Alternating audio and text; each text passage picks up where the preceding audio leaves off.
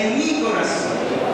Yo soy lo que Dios dice que soy. Yo tengo lo que Dios dice que tengo. Y yo puedo hacer lo que Dios dice que puedo hacer. Después de esta palabra, mi vida nunca será igual, sino más bien será cambiada, será transformada por la maravillosa, poderosa, majestuosa, gloriosa palabra de Dios. Amén. Mira la persona que está a tu lado, está expectante. ¿Qué más le decimos? Mente alerta, corazón receptivo. Mente alerta, ¿por qué? Porque Dios te va a hablar a ti.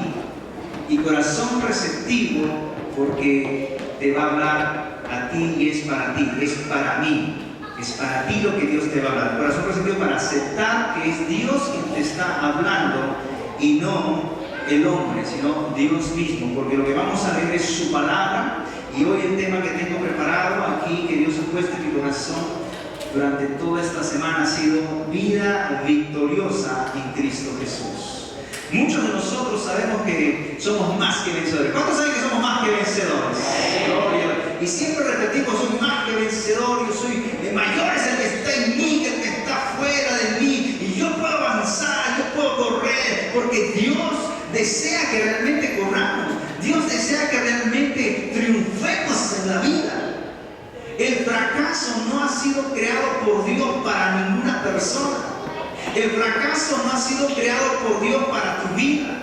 Dios no desea tu fracaso ni matrimonial, ni personal, ni de negocio, ni financiero, ni emocional. Dios no desea que fracases como esposo o como esposa.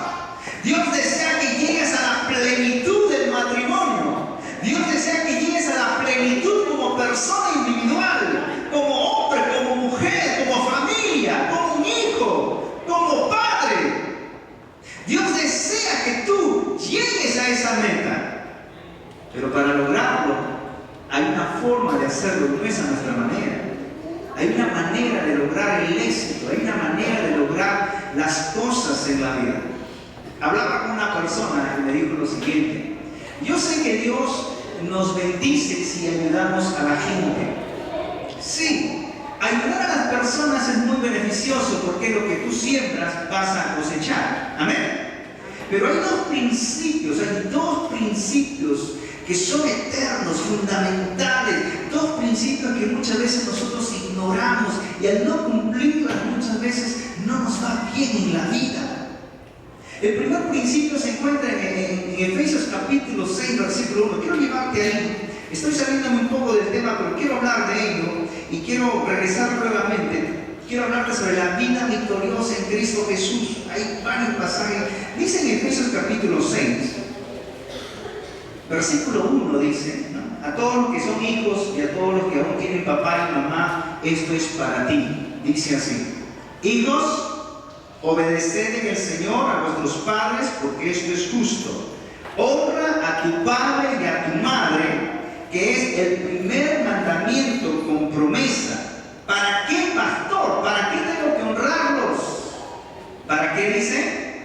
¿Para qué? Para que te vaya bien. ¿Quieres que te vaya bien en la vida? Honra a tu papá y a tu mamá. Y no solo dice para que te vaya bien, sino también dice para que te vaya bien y seas de larga vida sobre la tierra.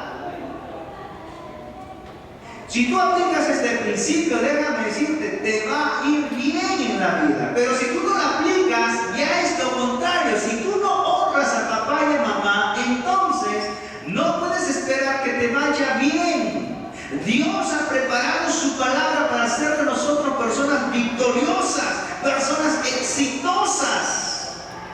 Pero la no aplicación de la palabra de Dios hace que nosotros no podamos recibir lo que Él desea darnos a nosotros. Y aquí este primer principio dice: honra a tu papá y a tu mamá. Y honrar a nuestros padres, ¿qué significa? Honrar a nuestros padres significa llamarles continuamente, hablar con ellos. Se supone que muchas veces no concordemos en la forma de pensar porque piensan diferente a lo que podamos nosotros pensar. Y no está hablando de pensar igual a ellos, está hablando de honrarlos, de respetarlos, de proveerles si necesitan algo, de poderles saludar de repente en un momento importante, su cumpleaños, de repente el día de su matrimonio o otras cosas. Es llamarles, preguntarles cómo están a tu papá y a tu mamá. No es que con mi papá no me llevo. Acá no dice si te llevas o no te llevas, acá habla de honrarlos, honrarlos. Te hayan hecho lo que te hayan hecho, pero déjame decirte algo: lo que tú hagas a tu padre, tus hijos te lo van a hacer a ti. Por eso Dios está previniéndonos y animándonos a que Él desea lo mejor para nosotros. Él desea que seamos gente victoriosa, gente exitosa, gente triunfadora en la vida. Pero la aplicación de los principios hace que nosotros lleguemos a Él. Y esta persona dice: no, que uno cuando ayuda a alguien, Dios te va a ayudar. Pero si tú no aplicas el principio primordial como el que está aquí en Efesios capítulo 1, no esperes que te vaya bien en la vida. Y el segundo principio primordial para una persona es la que se encuentra en el libro de Josué capítulo 1. Josué capítulo 1 versículo 8 dice lo siguiente. Josué capítulo 1 versículo 8 dice lo siguiente: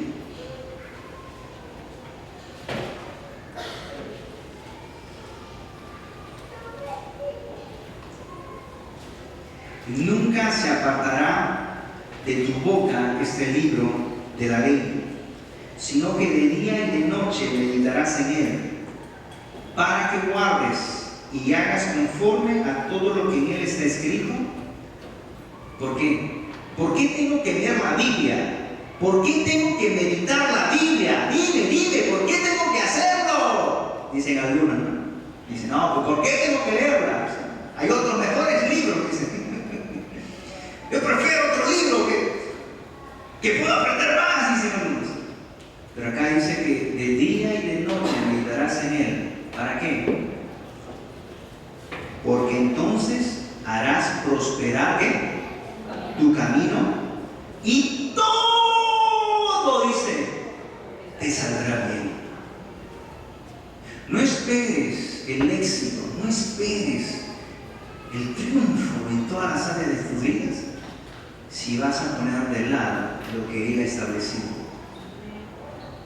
Conozco miles y miles de personas que aplican la palabra de Dios en sus vidas y déjame decirte, están avanzando. Y ese día en Acción de Gracias vamos a estar aquí reunidos y ustedes van a ver a mucha gente de lo que Dios ha venido haciendo en sus vidas. No lo que la iglesia ha hecho en sus vidas, lo que Dios ha hecho en sus vidas a través de la aplicación de su palabra. Su palabra es el elemento, la materia que Dios nos ha dado, la materia prima para poder experimentar en nuestra vida victoria, éxito, prosperidad. Y quiero llevarte a 3 pasajes claves en el Nuevo Testamento. Y en 1 Corintios capítulo 15, versículo 57 dice la palabra de Dios: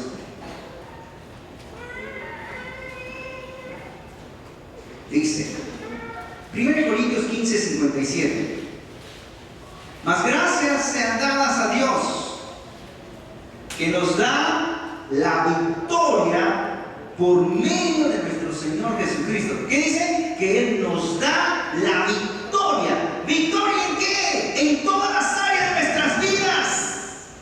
Hay personas que tienen problemas matrimoniales, hay personas que tienen problemas económicos, problemas sentimentales, problemas emocionales, problemas con la gente a su alrededor, problemas interpersonales, problemas familiares, y tienen muchos problemas. Pero la Biblia dice que Él nos da a nosotros la victoria en todos los problemas que puedan presentarse en nuestras vidas. Porque Dios desea que tú seas gente victoriosa. Dile a la persona que está a tu lado: Dios desea que tú seas gente victoriosa. A la persona que está delante también tiene lo mismo.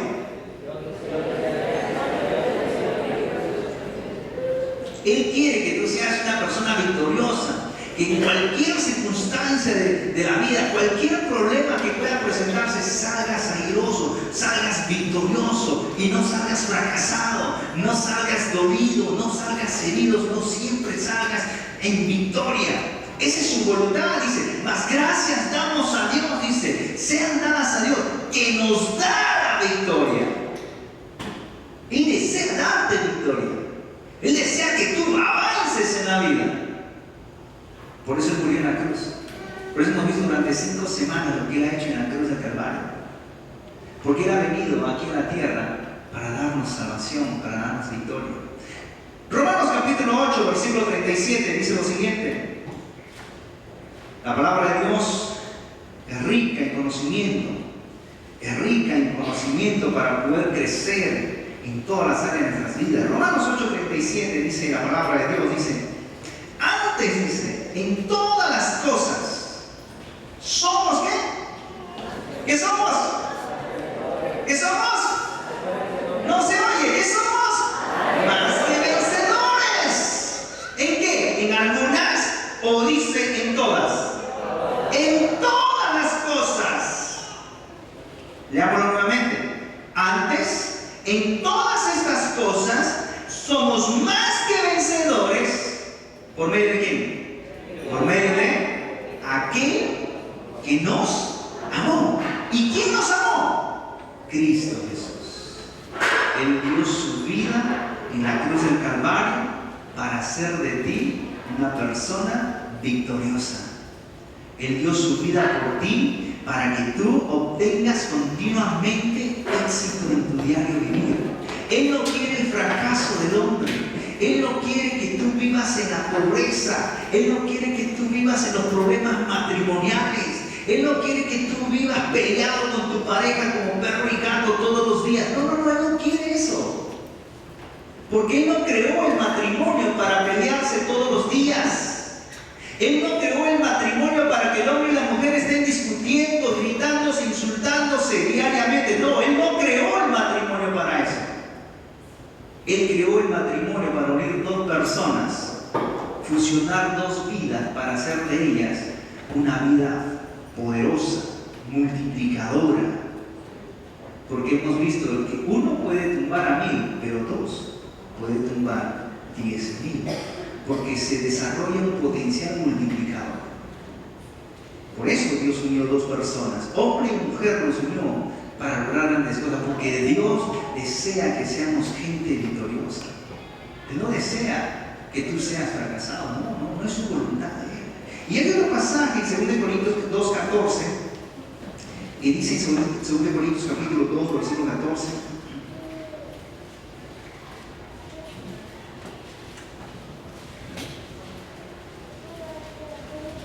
la palabra de Dios dice, mas a Dios gracias. 2 Corintios 2:14 dice, mas a Dios gracias, el cual nos lleva siempre. ¿Cómo nos lleva? En triunfo en Cristo Jesús. No nos dice que nos lleve en derrota, nos lleva en triunfo en Cristo Jesús. Y por medio de nosotros manifiesta en todo lugar el olor de su conocimiento. Una pregunta que podemos formular: ¿por qué en la Biblia hay estos pasajes, y hay muchos más que podríamos sacar, donde la iglesia primitiva, y digo la iglesia primitiva no porque eran primates, sino era primitiva porque recién se estaba iniciando?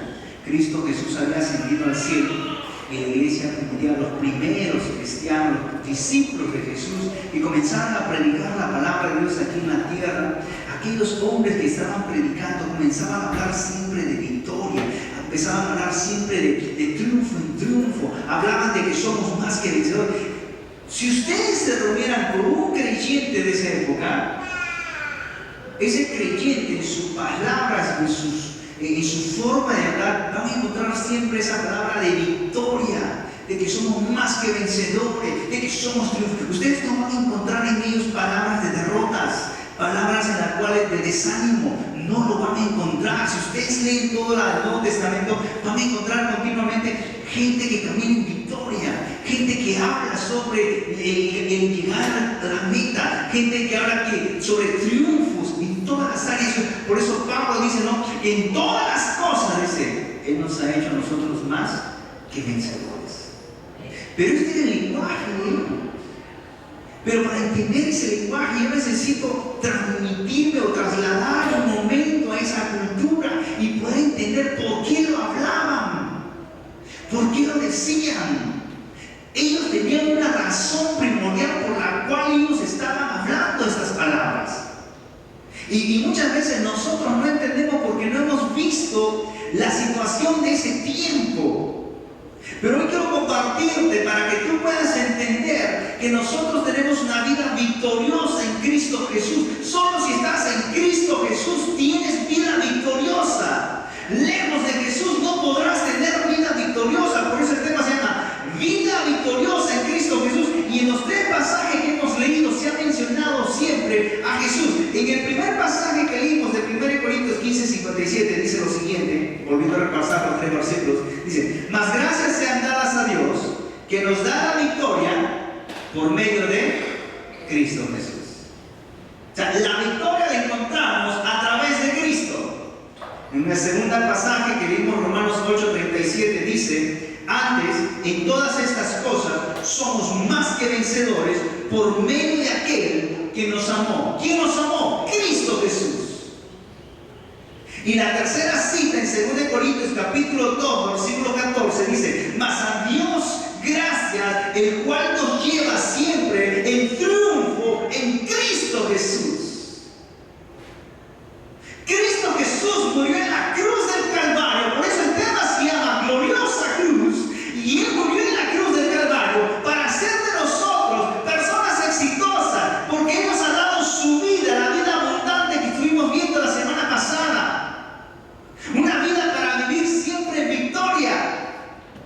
Y ahora quiero transmitirte, trasladarte a este momento en el cual los cristianos de la iglesia primitiva explicaban y hablaban estas palabras, y en su léxico verbal continuamente hablaban siempre de victoria, no hablaban de derrota. Y a pesar de que tenían problemas, y a pesar de que venían las circunstancias, ustedes van a encontrar siempre que en sus palabras habían palabras de victoria, palabras de triunfo, palabras de avance, nunca de derrota, nunca de poder quedarnos atrás. Eran palabras que continuamente los llevaba a ellos, como dice la Escritura, de triunfo en triunfo. Y sé que en este tiempo muchas veces los cristianos, y hablo en general, no llevamos vidas victoriosas. Y no las llevamos no porque Dios no quiera, Dios quiere que seas victorioso. No las llevamos porque simplemente tenemos un falso concepto del cristianismo. Y hoy voy a hablarles de todo ello. Así que quiero trasladarme un ratito a esa cultura. Y cuando los discípulos de Jesús conocieron a Jesús y lo siguieron por 3 años, la condición en la cual se encontraba el hombre en ese entonces era muy crítico. Lucas se refiere a esa condición en ese tiempo cuando Jesús aparece. Y cuando digo Jesús aparece en escena, no es cuando Él nace, aparece en escena cuando Él empieza su ministerio a los 30 años. Lucas menciona algo muy peculiar. Dice en Lucas en Mateo, perdóname, y luego vamos a ir a Lucas también. En Mateo capítulo 4, dice la palabra de Dios: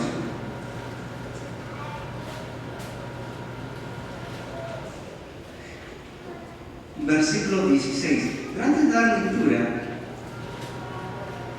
quiero remitirme a algo por la cual Dios puso esto en mi corazón, este tema muy importante que conocer.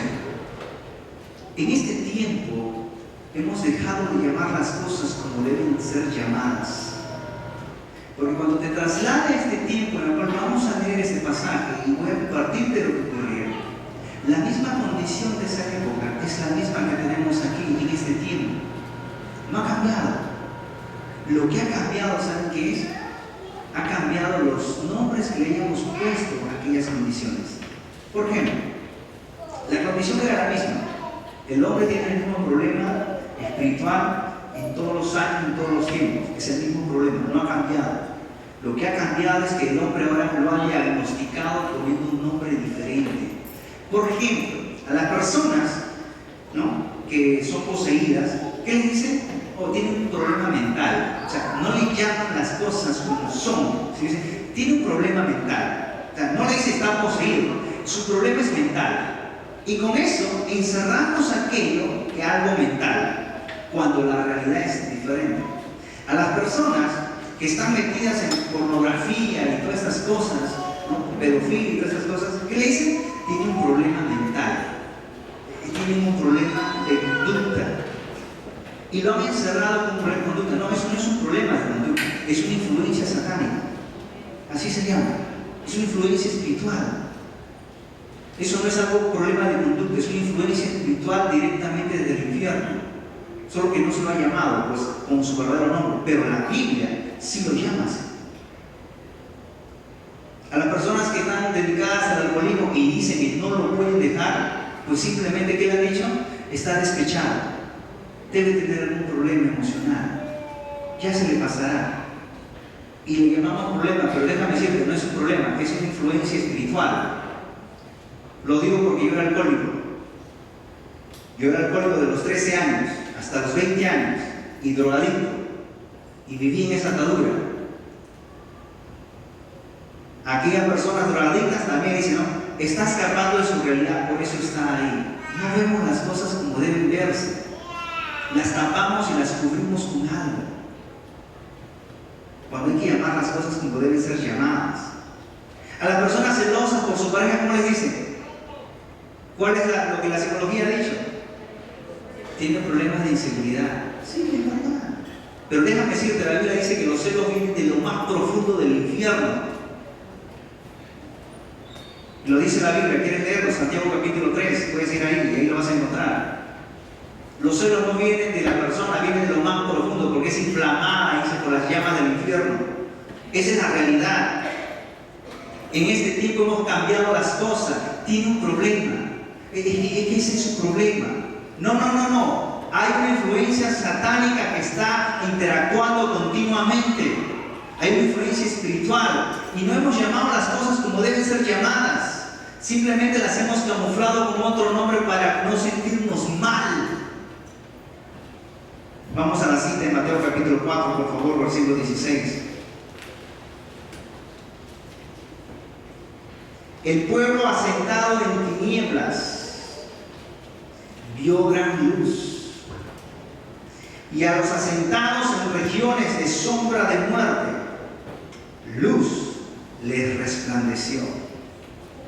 ¿Cuál era el problema que vivía el hombre en ese momento cuando Cristo Jesús vino a la tierra, cuando apareció en su ministerio teniendo 30 años, llamando a 12 hombres para empezar su obra?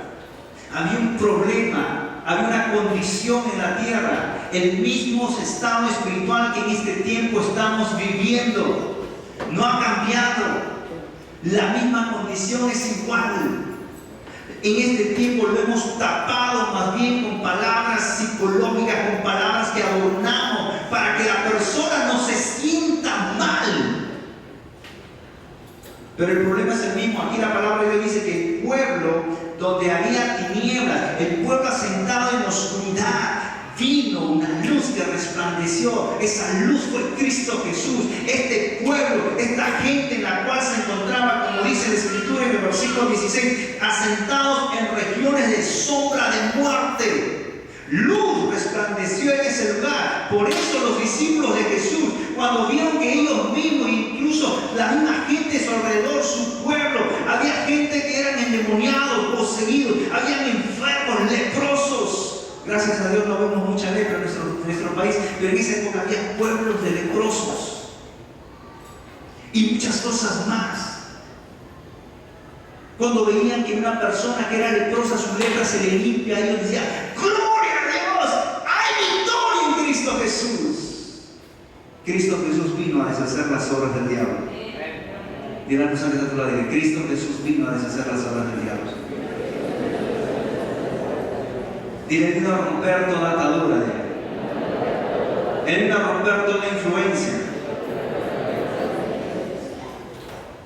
Ahora dile, Él quiere romper toda influencia que está sobre tu vida. Es lo que Cristo quiere hacer. Un pueblo asentado en tinieblas vio gran luz. Y la gente que vivía en esa región de sombras de muerte, luz resplandeció. Cristo Jesús vino para darle al hombre luz, para darle al hombre victoria, para darle al hombre éxito, para darle al hombre un futuro mejor. El cristianismo no es una vida de mediocres, déjame decirte. El cristianismo es una vida de gente que realmente avanza y que desea avanzar y no se conforma con lo que los demás hacen. Ese es el verdadero cristianismo. Gente que triunfa, que es vencedora en todas las áreas.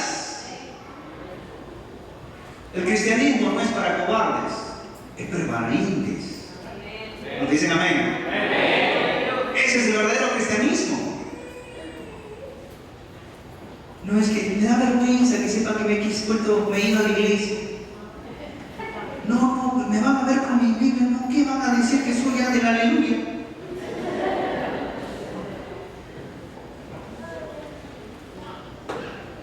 Y le dicen a algunos, oye, ¿qué estás haciendo a la iglesia? No, solo como hay mi mujer nada más. Si no, tú ya sabes cómo, si no voy con ella, pues ya de la noche ya sabes cómo se porta y mejor me pongo tranquilito nada más y le acompaño. Se avergüenzan del cristianismo. Cuando no se dan cuenta que el verdadero cristianismo es para gente que es valiente, que quiere correr en contra de lo que los demás hacen, que se hace marcar la diferencia de los demás.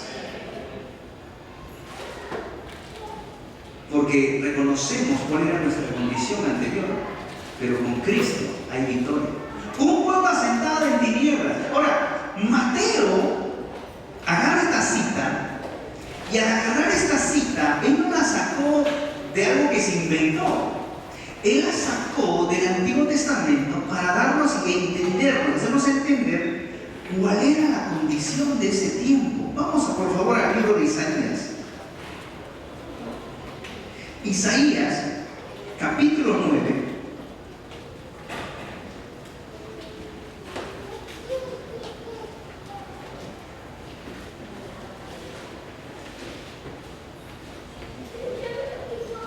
Isaías capítulo 9, versículo 2.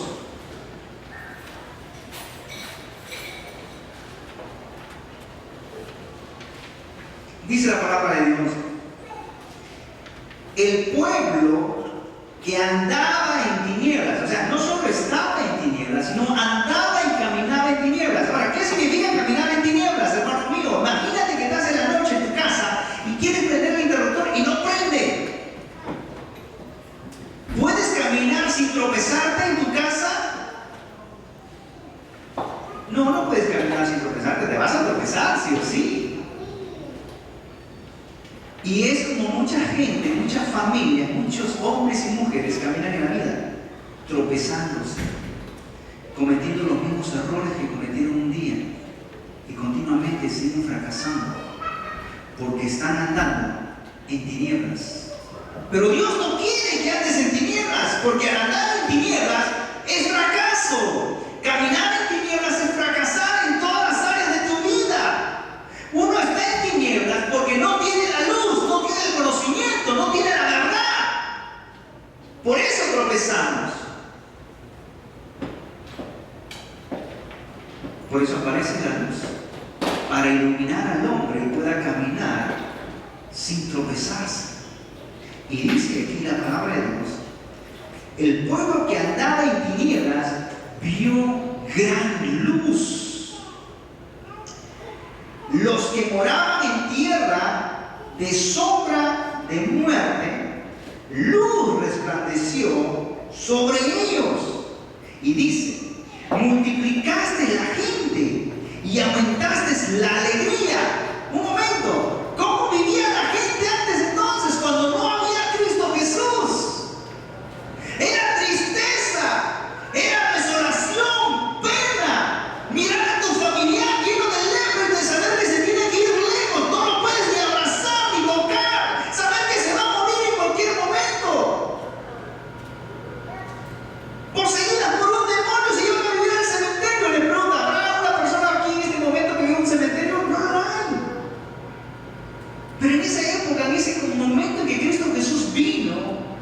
y apareció a la tierra haciendo su ministerio. Esta era la condición del hombre. Sigue diciendo: multiplicaste la gente y aumentaste la alegría, se alegrarán delante de ti como se alegran en la siega, como se gozan cuando reparten despojos, porque tú quebraste su pesado yugo. La alegría vino porque vino la luz. Y cuando vino la luz, dice ahí el versículo 4, porque tú quebraste su pesado yugo. El hombre que no tiene la luz, que solo vive en oscuridad, es como un hombre que está cargando una carga pesada en su hombro y no puedes avanzar. Se levanta de vez en cuando con su carga pesada, avanza 1 kilómetro y vuelve a caer sucumbido por la carga que está llevando. La Biblia dice que esta luz vino para quebrar el pesado yugo, y escuche, y la vara de su hombro y el cetro de su opresor, como en el día de Madián. Quiero leer esta cita en otras versiones. No sé si me pueden ayudar allá atrás con la versión Dios habla hoy. Dice así lo siguiente. La versión Dios habla hoy, si lo pueden encontrar por favor. La versión Dios habla hoy en el libro de Isaías capítulo 9, versículo 4, dice lo siguiente. Isaías 9:4 dice: porque tú has deshecho, estoy leyendo otra versión y aquel que tenga la versión Dios habla hoy puede verificar, dice: porque tú has deshecho la esclavitud que oprimía al pueblo. O sea, cuando Jesús vino, el pueblo era un pueblo oprimido. ¿Oprimido por quién? Por espíritus inmundos. Su yugo que ellos tenían era espiritual, influenciado por espíritus inmundos que los movían y los esclavizaban. Dice, la esclavitud que oprimía al pueblo. 2, la opresión que los afligía. Ellos eran afligidos. ¿Qué significa aflicción? Alguien que te molesta continuamente, no tienes paz. Y es lo que ocurre en muchas vidas. Vidas sin paz, vidas afligidas, atormentadas, todos los días pelea. La pregunta es: ¿y quién empieza la pelea? Y se echan la culpa entre ellos dos. Tú empezaste. Y se van a la cama peleados, cuando no saben que hubo alguien que inició esa pelea para que ellos se pelearan. No fue ni él ni ella, fue un espíritu inmundo que susurró a su mente un pensamiento, y como ven que están enojados, en la noche ellos se van a dormir, están de espaldita a espaldita. Pero ¿quién crees que esté en el medio? Alguien rascándole la cabecita. No le hagas caso a lo que te dicen. No le vayas a decir sí, dile que no. Si no le ves de rodillas ante ti y te pide perdón, no le digas nada. Que él empiece primero, y está rascando la cabecita a los dos, y él durmiendo en el medio. Porque eso se llama aflicción. Aflicción es alguien que continuamente está siendo fastidiado por alguien. ¿Y cuál es ese alguien? Pensamientos que susurra el diablo. Porque déjame decirte algo. Escúchame. Si un espíritu inmundo se te pareciera delante de ti, tú sabes inmediatamente que es el diablo, pues, y no le vas a hacer caso. Pero si él te lanza un pensamiento, no lo puedes reconocer, pero ese pensamiento te va a controlar. Así trabaja el diablo. Como no puedes verlo, piensas que es tuyo. Así soy yo. No, tú no eres así. ¿Así eras de niño acaso? ¡Hombre, de niños eran ustedes celosos con sus hermanitas! No, para nada. Yo he tenido hermanas y he visto muchos niños que entre niños se llevaban de lo mejor. Pero cuando el hombre se casa con alguien, los celos aparecen. O cuando la mujer se casa, los celos aparecen ahí. Y empiezan los problemas. Y hemos dicho que los celos, vamos a Santiago porque hay algunos que no me están creyendo, veo caras ahí. ¿Qué está hablando? Santiago capítulo 3, por favor. Que los celos del infierno. Sí, acá está. En la santa bendita palabra de Dios que habla de ellos. Santiago capítulo 3, versículo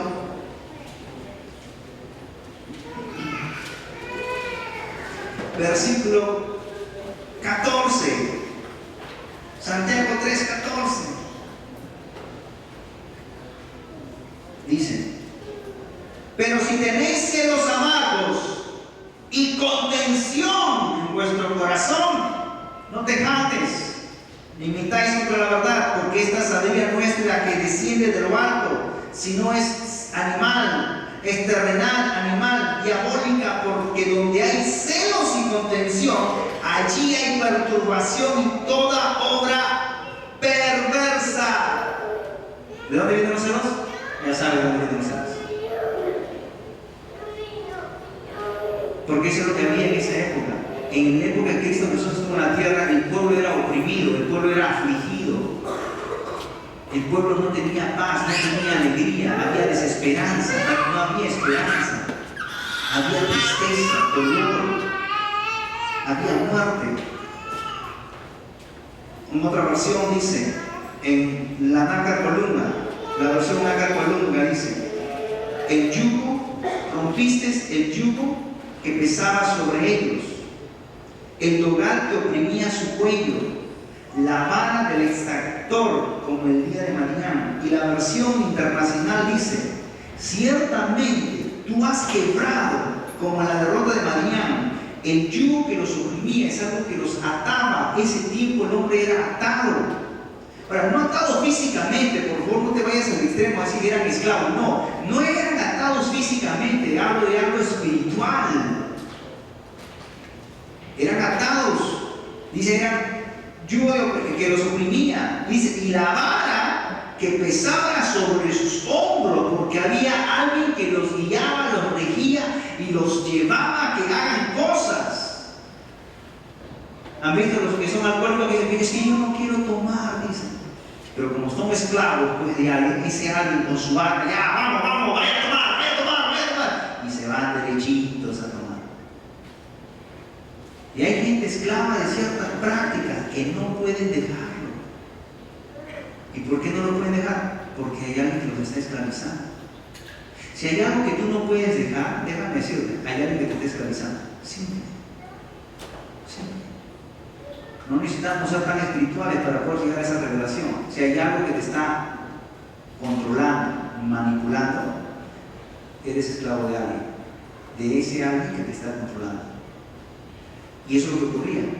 Luego dice: el bastón de mando que los subyugaba. O sea, alguien continuamente tienes que ir. No puedes dejar de ir. ¿Cómo se te ocurre que no vas a dejar de ir? Tú ibas todos los días. Y lo digo por experiencia, hermanos. Yo he querido dejar el alcohol y nunca lo he podido dejar. El único que me hizo dejar el alcoholismo fue Cristo Jesús. Rompió mis cadenas. De la noche a la mañana dejé el alcohol, dejé el cigarro, dejé la pasta básica, dejé la marihuana, dos cajetillas diarias de cigarrillo que me fumaba diariamente. Las dejé instantáneamente. Porque es el poder de Cristo Jesús. Y fui libre y conozco sobre ello. Yo no pasé de un lugar para regenerarme y reformarme. Yo experimenté el poder de Dios y conozco ese poder transformador. Y cuando alguien me dice que tiene el alcoholismo, la drogadicción, yo sé lo que es vivir en ello. Porque no es que tú quieras hacerlo, hay alguien que te rige a hacerlo. Hay alguien que te invita y te dice: vamos. Y te sientes mal si no lo haces. Es más, en la noche tienes pesadillas por no haberlo hecho. Lo digo por experiencia. Gente oprimida. Esta era la condición del hombre cuando Cristo Jesús vino a la tierra. Así vivía el hombre. Espiritualmente. No había victoria. No había éxito. Todo era fracaso. Todo era tristeza. No había alegría. No había sanidad. La gente vivía enferma con problemas y estaban tan acostumbrados con sus problemas, con sus enfermedades. Pero cuando vino la luz que resplandeció en ese pueblo de tinieblas, en ese pueblo sentado en sombras de muerte, vino a romper, a quebrar el yugo de esclavitud del hombre que los gobernaba. De eso se trata el cristianismo, de ser gente libre, de toda cadena que está esclavizándonos. Y la persona que te están hablando. Dile, no seas esclavo. Colosenses capítulo 1, versículo 13. Lo podemos leer con mejor detenimiento y con mayor claridad. Lo que Jesús hizo cuando Él vino a la tierra. Colosenses 1:13 dice lo siguiente: el cual nos ha librado de la potestad de las tinieblas. O sea, Él nos ha librado de la potestad, de la autoridad, del reino de las tinieblas que busca solamente destruir tu vida. El reino de las tinieblas lo único que busca es que seas fracasando continuamente. El reino de las tinieblas siempre busca que tú sigas siendo una persona perdedora, que continuamente sigas siendo esclavo de aquella cosa que gobierna tu vida y no puedas ser libre. Ese es el reino de las tinieblas. Busca tu fracaso diario, tu fracaso matrimonial. Él busca tu fracaso personal, tu fracaso emocional, tu fracaso como padre, como hijo, como esposo, como amigo. Él busca ese fracaso para ti. Pero la palabra de Dios dice que nosotros fuimos librados de la potestad de las tinieblas y hemos sido trasladados al reino de su amado Hijo, un reino de luz. Y esa palabra trasladar, como muchos piensan que esa palabra trasladar es que yo agarro como llevo una persona de edad y le traslado de una esquina, lo traslado a la otra esquina, la llevo así de bracito. Y mucha gente piensa que esa palabra trasladar es la que se refiere a esta palabra. Déjame decirte, en el griego la palabra trasladar de este versículo, capítulo 1, del versículo 13 de Colosenses, no significa eso. La palabra trasladar en el griego, en este versículo, significa arrancar con fuerza de un lugar para llevarte a otro lugar excelente. Él te sacó de ese reino. ¿Sabes por qué te arrancó con fuerza? Porque el diablo no le gusta y que la gente sea sacada de su reino. Al diablo no le gusta que el hombre pueda conocer de Dios, porque el diablo busca solo esclavizarnos a ellos en los vicios de este mundo, en los placeres de este mundo, en los pasatiempos de la vida, y gastan su tiempo en esas cosas sin poderlas aprovechar y disfrutar con su pareja, con sus hijos, con sus matrimonios, sin poder buscar de Dios, porque son los pasatiempos de la vida que les toma mucho tiempo y no tienen tiempo de buscar de Dios. Y ya cuando llegue viejito buscaré de Dios. Pero déjame decirte, puede ser que sea demasiado tarde ni tengas tiempo para ello.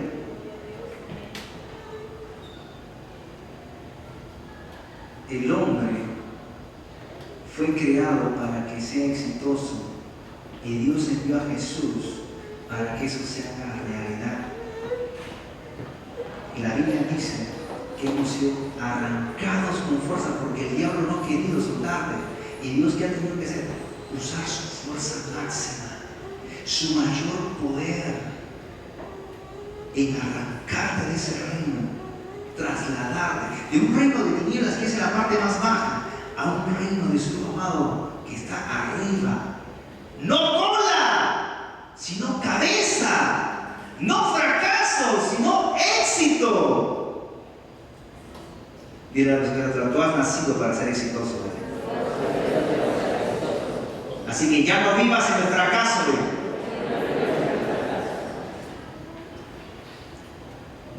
Nuevamente dile a la persona que está de otro lado: Dios quiere que seas exitoso. Ya no vivas en el fracaso. A eso se referían los discípulos. A eso se referían cuando había todo tristeza, desesperanza, muerte, enfermedades. De pronto ven a un Jesús que aparece. De pronto ven a una persona que aparece y comienza a sanar enfermos. De pronto aparece un hombre trayendo un mensaje diferente a los religiosos de esa época. Empieza a haber una esperanza diferente. No las mismas palabras de religiosidad, algo diferente, un mensaje diferente, un mensaje de fe. Comienza a esparcirse. El diablo comienza a arrancarse la cabeza y calarse los pelos y los tendrá de tantos dolores de cabeza que Cristo Jesús se lo viene dando diariamente. ¿Cómo es posible, decía el diablo, que me estés echando fuera donde yo tengo gobierno? Y Jesús, por el poder del Espíritu Santo, ungido con el Espíritu Santo, dice que le dio habilidad para echar fuera demonios del cuerpo personas endemoniadas que habían sido oprimidas y obsesionadas, y luego pasó a lo que se llama la posesión. Cristo Jesús empezó a traer una esperanza. ¡Luz brilló en medio de las tinieblas! Entonces, cuando sus discípulos miraban estas cosas, o sea, cuando sus discípulos miraban que ya no era la misma condición, era algo diferente, entonces hay más que triunfo en Cristo Jesús. Somos más que vencedores. Podemos vencer la enfermedad, podemos vencer los problemas, podemos caminar de una manera sobrenatural. Y Cristo Jesús vino a enseñar al hombre eso. Cristo Jesús no es una religión. No lo es. Cristo Jesús es un estilo de vida, una relación entre tú y Dios, de poder caminar en esta tierra en éxito, no en fracaso. Eso es el cristianismo. El cristianismo no consta en que si te pones pantalón, no te pones pantalón, si te pones falda, si te pintas o no te... En eso no consta el cristianismo.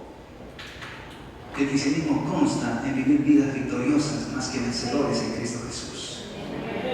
Porque Él desea que tú avances en la tierra. Él no desea que tú estés estancado. Él no desea que sigas en esas sombras de oscuridad y de muerte. Él desea que comiences a ver esa luz, para seguir esa luz y caminar juntamente con esa luz y poder llegar al éxito de tu vida como padre, como esposo, como amigo, como hijo. Él desea todas esas cosas. La gloriosa cruz, por eso vamos a 2 Corintios capítulo 2, versículo 14 nuevamente. Esta gloriosa cruz, 2 Corintios 2, 14. Mas a Dios gracias, el cual nos lleva siempre en triunfo en Cristo Jesús. Dice que nos lleva siempre.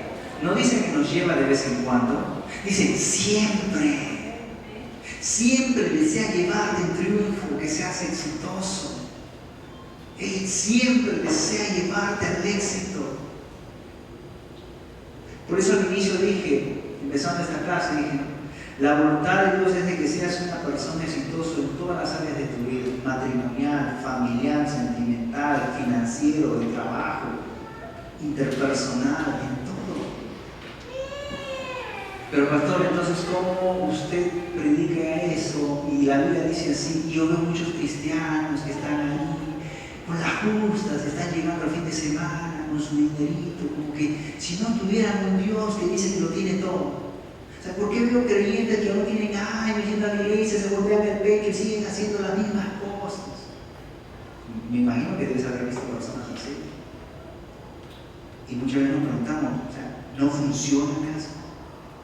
¿No funciona la palabra de Dios con ellos? ¿Dónde está pues ese cristianismo en la iglesia primitiva y todo era victoria y avance, éxito y extensión y extender el reino de Dios? Y siempre había más donde poder correr y avanzar. ¿Por qué ahora no? Porque aún sigo mirando gente, pueden decir algunos, que van a la iglesia, se golpean el pecho y siguen haciendo lo mismo. Yo prefiero estar aquí sin golpearme el pecho y hacer lo mismo, dicen algunos. Pero déjame decirte qué dice la palabra de Dios en cuanto a qué está pasando en ese momento. Quiero invitarle por favor a la palabra de Dios y al Salmo capítulo 107.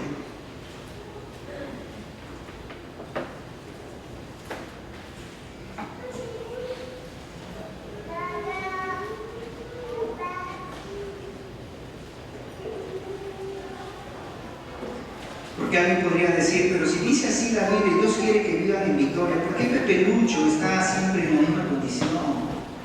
Pobrecito Pepe Lucho, siempre está ahí. ¿Hay alguien que se llama Pepe Lucho aquí? Gracias a Dios. Tú lo dices, pastor, ya lo digo. Y Pepe Lucho siempre va a la iglesia, se golpea el pecho, siempre hace lo mismo, siempre vive ahí, como que si no hubiera conocido de Dios. Va a la iglesia, está a nivel 3 de discipulado. Gracias a Dios que Pepe Lucho es el discipulado.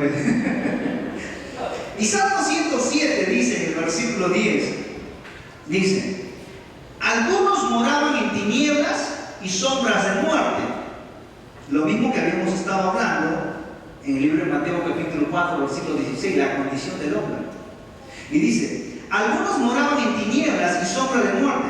Y dice, aprisionados en aflicción y en hierros. ¿Qué es vivir aprisionado en aflicción? Siempre están viviendo en problemas. Ustedes han visto personas que viven siempre. No hay un día que puedan vivir en paz. ¿Conocen personas así? No, gracias a Dios que en esta comunidad no hay personas así. En otro lugar, pero aquí no hay. No hay un día de paz y tranquilidad en ese hogar. Todo es griterío, peleas. Y todavía encima se dice, y para eso vas a la iglesia, para ser igual. Y dice, no, el marido dice a la esposa y la esposa dice al marido. Y tú también, pues entonces en el tercer nivel se tiran ahí. Y sigues igual. Aprisionados en aflicción. ¿Cómo es esa aflicción? Aflicción es continuamente hay problemas, continuamente. Terminaron de una, se meten en otra. O salen de esa y se meten a otra peor. Es aprisionados en aflicciones, continuamente están haciendo afligidos con algo, son perturbados. Dice, algunos moraban en tinieblas y sombras de muerte, aprisionados en aflicción y en hierros. ¿Por cuánto? ¿Por qué? ¿Por qué están viviendo así? No van a la iglesia, pues, no tienen un Dios poderoso que los ayude. ¿Qué pasa con ellos? Y la solución está, la respuesta a tu pregunta está en el versículo 11. Por cuanto fueron, ¿qué? Rebeldes, ¿a qué? A las palabras de Jehová, y aborrecieron el consejo del Altísimo.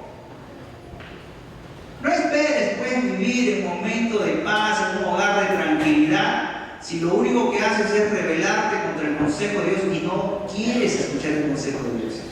No esperes vivir en momentos de paz en tu hogar si vas a ser siempre rebelde a lo que Dios te está diciendo. No puedes experimentar paz.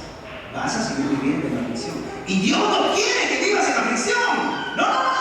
Él no quiere. Él quiere que siempre vayas de victoria en victoria. Pero ¿por qué el creyente entonces vive en aflicción?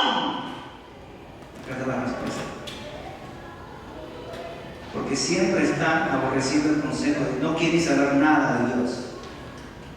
No quieren saber nada de lo que la palabra de Dios ha establecido como principios espirituales y eternos. Y como no quieren saber nada, ahí está el resultado. Tenemos la palabra de Dios, el consejo de Dios que nos da para poderla vivir y aplicar en nuestras vidas. Pero rechazarla, el ir en sentido contrario, déjame decirte, ya sé cuál va a ser tu destino. No es que sea profeta o adivino, sino que simplemente la aplicación de los principios trae resultados positivos y la no aplicación de estos principios trae resultados negativos.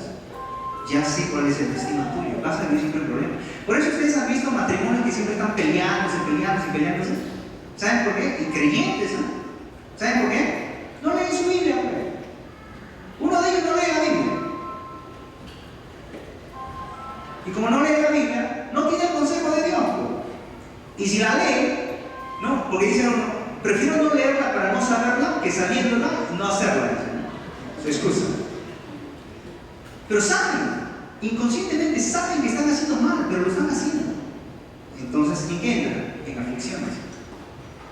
Entran en aflicciones y entran, dice, en un ambiente de tinieblas, en oscuridad, y siempre les va a ir mal. Y puede ser que estén en el discipulado 1, 2, 3, estén en el 4, el 20 años, no sé. Pero si no aplican la palabra de Dios, también mal. Acá está bien claro. Algunos moraban en tinieblas, sombra de muerte, aprisionados, dice, en aflicción y en hierro, por cuanto fueron rebeldes a las palabras de Dios y aborrecieron el consejo de Dios. Versículo 12. Por eso quebrantó con el trabajo sus corazones, cayeron y no hubo quien los ayudase. Luego ellos clamaron a Dios en su angustia y Él los libró de sus aflicciones, los sacó de las tinieblas y de la sombra de muerte y rompió sus... ¿Qué rompió? Sus prisiones. Dios ha roto nuestras cadenas de esclavitud que nos esclavizaban, nos ha hecho libres. Pero muchos creyentes que están acostumbrados a ese ritmo de vida que vivían antes, es como un hombre que estaba en la cárcel sale a la sociedad y prefiere regresarse a la cárcel porque ahí está mejor. Y hay muchos creyentes así. Son gente libre, con su título de libres en Cristo Jesús, y prefieren regresarse nuevamente a seguir las mismas prácticas. Porque dicen, no, está muy difícil. Dices, no, o sea, ¿cómo que voy a dejar de hacer lo que más me gusta? ¿Cómo es eso? ¿Qué habíamos dicho que era el cristianismo? El cristianismo era una vida, un estilo de vida de gente valiente, gente que no es cobarde, que sabe avanzar y avanzar y avanzar. Eso es el verdadero cristianismo. Si tú estuvieras viviendo en la iglesia primitiva, tú vieras a esa gente que solo hablaba de victoria, de victoria y de victoria, y te quedabas sorprendido. Pero Dios está restaurando su iglesia, está llevando a su iglesia a esa victoria que estaba viviendo el pueblo cristiano en el tiempo primitivo. Estamos volviendo otra vez a ese mismo nivel, porque su palabra está siendo restaurada. Hay gente que está empezando a vivir victoria en sus matrimonios, victoria en sus finanzas, victoria en sus vidas familiares, porque esa es la voluntad de Dios. Dios había predicho esa victoria desde hace mucho tiempo. Y en Génesis capítulo 3, versículo 15, hay una profecía que se ha cumplido, y esa profecía hablaba acerca de que vendría alguien a aplastarle la cabeza a Satanás, porque Satanás era el que tenía a la gente aprisionada, Satanás era el que tenía a la gente en cautiverio. Y la Biblia dice que vendrá, dice, ¿no?, de la simiente de la mujer vendrá alguien que te aplastará la cabeza. Y Cristo Jesús aplastó la cabeza al diablo. Jesús vino a rescatar lo que se había perdido, porque el hombre estaba perdido sin Él. Y Él vino a rescatarlo, a salvarlo, a que tenga vida e inmortalidad a través del Evangelio y pueda tener una vida victoriosa, una vida vencedora, una vida de triunfo continuamente en todas las áreas de sus vidas. Pero Él requiere de algo. ¿Qué decía sobre él? Sí. ¿Acaso es difícil hacer la palabra de Dios? No es más dulce, exquisito y deleitoso para poderlo hacer. ¿Cuántos aman a Dios? ¿Cuántos aman su palabra? Gloria a Dios. O sea, si tú amas la palabra y la aplicas en tu vida, déjame decirte, éxito continuo y triunfo será tu diario vivir. Pero si rechazas la palabra de Dios, bueno, no te estoy hablando de religión, por si acaso, amigo que nos visita por primera o segunda vez, hermano mío, no te estoy hablando de vivir una religión, estoy hablando de ser obediente a lo que está escrito en este libro. Lo que está en este libro, practicamos y vivimos. Por eso decimos en la confesión de fe que hicimos al inicio de esta reunión, es, soy lo que Dios dice que soy. O sea, ¿dónde sé que Dios habla acerca de mí? Aquí. Tengo lo que Dios dice que tengo. ¿Dónde encuentro? Aquí. ¿Puedo hacer lo que Dios dice que puedo hacer? ¿Dónde encuentro las cosas que puedo hacer? Aquí, en este libro. Y aquí dice que yo soy más que vencedor. Acá dice que sí lo puedo vencer. Acá dice que sí puedo correr y puedo ser triunfador en esa área que me está perturbando, en esa área que me está machacando, me está agitando la vida. Puedo ser vencedor. Así está escrito. Y lo hemos vivido. Y por eso hablamos. Porque es verdad. Si tú lo aplicas, podrás ver las maravillas de Dios. Y el día de acción de gracias vas a ver muchos testimonios de cómo es que Dios los ha llevado de victoria en victoria, de triunfo en triunfo. De donde no había esperanza, ahora hay esperanza. Donde no había metas, ahora hay metas. Y tú lo vas a poder ver ese día, donde va a haber muchas personas contando su testimonio en ese día.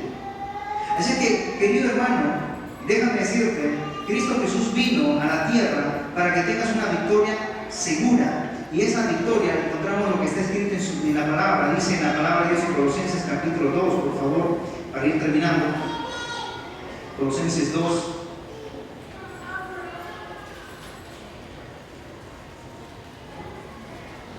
Versículo 14. Dice, Colosenses 2, 14, y luego vamos a ir a otra cita que es Hebreos. Dice Colosenses 2, anulando el acta de los decretos que había contra nosotros, que nos era contraria, y quitándola de en medio y clavándola, dice, en la cruz. Ese acta que iba en contra tuya fue quitada, fue anulada, fue sacada. ¿Para qué? Para que vivas una vida de éxito. Y Hebreos 2, versículo 14 para terminar. Dice la palabra de Dios en Hebreos 2.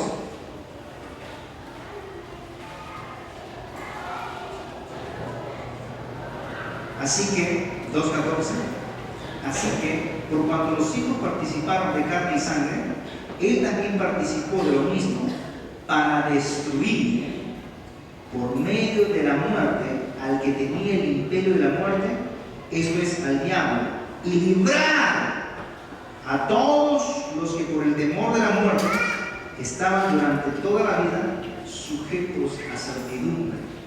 Él vino a darnos libertad, libertad del temor que te oprimía, libertad del fracaso que continuamente sigue siendo el talón de Aquiles tuyo, libertad de los problemas matrimoniales que continuamente te aquejan y le echas la culpa a tu pareja y le echas la culpa a tu otra pareja o le echas la culpa al vecino, cuando son tus propios problemas influenciados por espíritus inmundos. Él vino a darte libertad del temor, de la esclavitud, del fracaso, de la enfermedad, de la opresión, de la influencia demoníaca. Él vino a darte libertad. Si hay algo que no te deja tranquilo y no lo puedes controlar y no puedes vivir sin ello, déjame decirte, estás siendo esclavizado por alguien. Y Cristo Jesús quiere darte libertad. Quiero invitarte a que te pongas de pie, por favor.